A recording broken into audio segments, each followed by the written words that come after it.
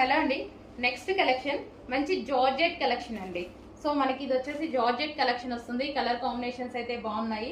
And దీని మీద వచ్చేసి ఫాయిల్, ఇది వచ్చేసి మీకు ఫాయిల్ వస్తుంది, ఫాయిల్ ప్రింట్. ఓకే, మంచి జార్జెట్ కలెక్షన్.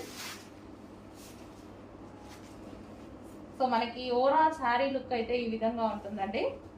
సో మనకి పళ్ళు పార్ట్, ఓవరాల్ శారీ.